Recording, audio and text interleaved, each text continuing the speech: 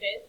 So for this example, if you read it, it says that the ninth term is 5. So we still want to find a rule for the nth term, and remember this is the rule that we use. We know the common difference is -2, but this time it doesn't tell us what the first term is, and that's the other thing that we need to write the rule. So our first step needs to be to find out what the first term is. And to do that, we're going to use this, that the ninth term is 5. So we know that the ninth term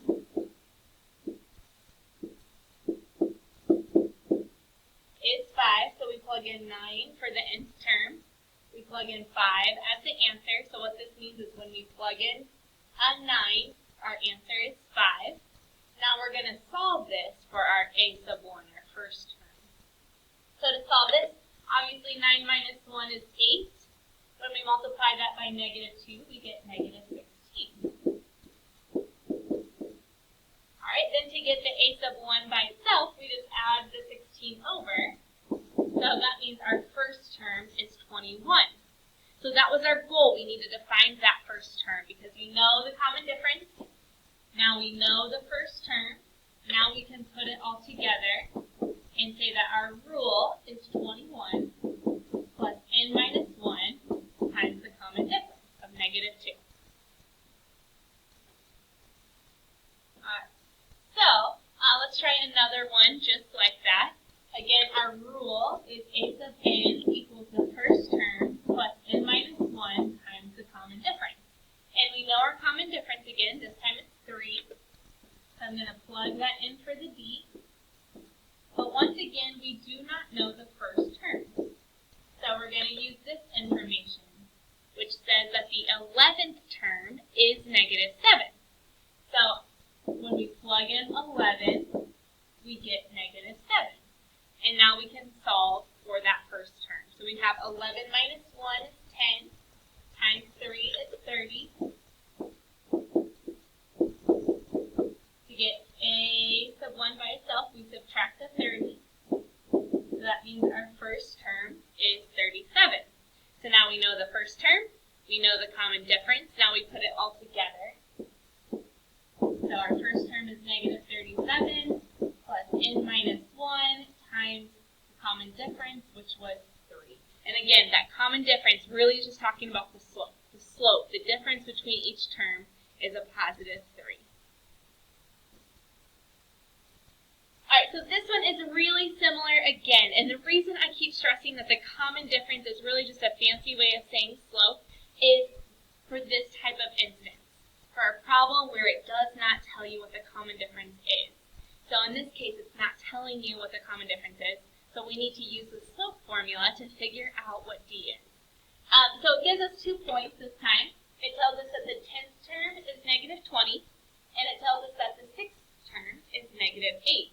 So we can write that as 10 -20 and 6 -8. Basically, if we plug in 10, we get -20. If we plug in 6, we get -8. We're really just talking about ordered pairs here.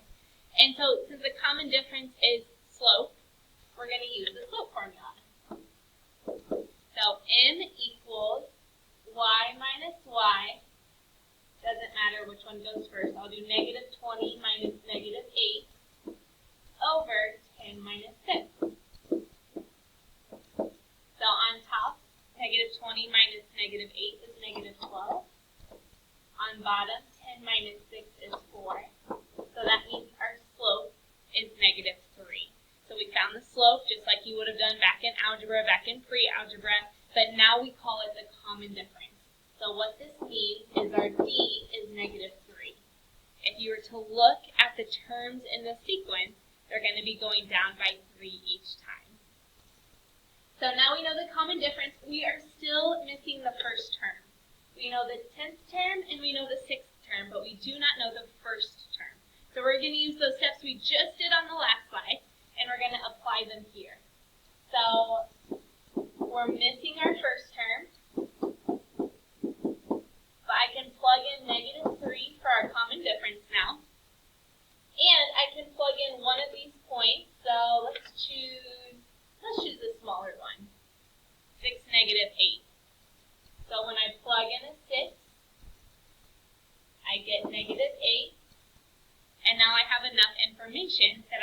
solve for that first term.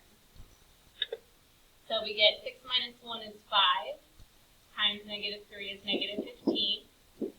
So to get the first term by itself, we need to add 15 to both sides, which means our first term is 7.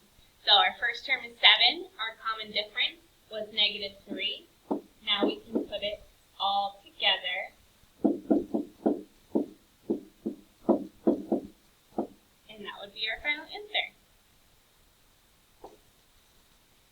Alright, let's see what else we have. I'm going to skip that second example. It's done the exact same way. You find the slope, which is your common difference, and then you use the information that you have to find your first term. But now I want to talk about finite arithmetic series.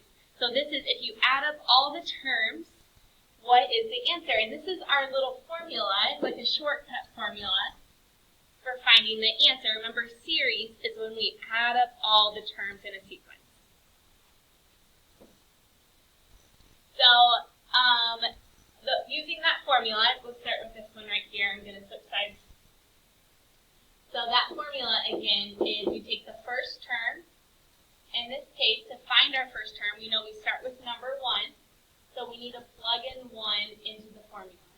So we have 2 times 1 plus 7, which is 10.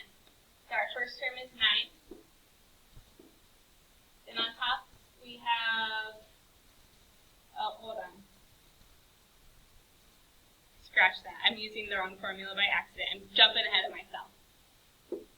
Our formula is n times the first term plus the last term all over 2. So n means how many terms are there. In this case, there are 8 terms. We're going from 1 to 8, so that's 8 terms. Our first term we just found was 9.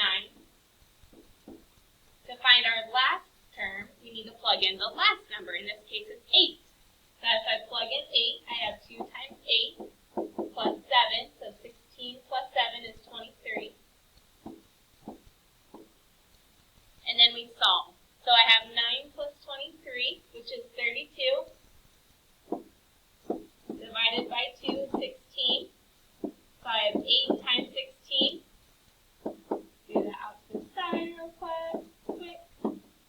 So 128. If I plugged in a 1, plugged in a 2, plugged in a 3, 4, 5, 6, 7, and 8, and I added all those answers together, I would get 128. So you can plug them all in and then add them together. This is the shortcut formula that we're going to use right here. All right, I'm going to skip this middle one and go to the last one just for sake of room. So again, our formula is we take the number of terms and we multiply that by the first term plus the last term divided by 2. This time there are 20 terms, so you definitely want to use the shortcut. You don't want to plug in 20 individual numbers and then add them all together. That's going to take way too much time. So in the parentheses, we need to find the first term first. So we plug in a 1. So negative 2 times 1 plus 3. And we get 1. Then we need to find the last term. So we plug in the 20. So negative 2 times 20 plus 3. So we get negative 40 plus 3 is negative 37. When I add that with the 1, we get negative 36. Divided by 2 is negative 18 times 20, and our answer is negative 360. So if I add all 20 terms together, we get negative 360. All right, let's see what else we have on here. That's it for arithmetic sequences and series. Let me know if you need any help with that. Again, if you go to the Big Ideas Math Videos app on your phone, and then you go to Algebra 2 book, and then you go to Chapter 9. No, yep, we're on Chapter 9. Nope, we're on Chapter 8, sorry.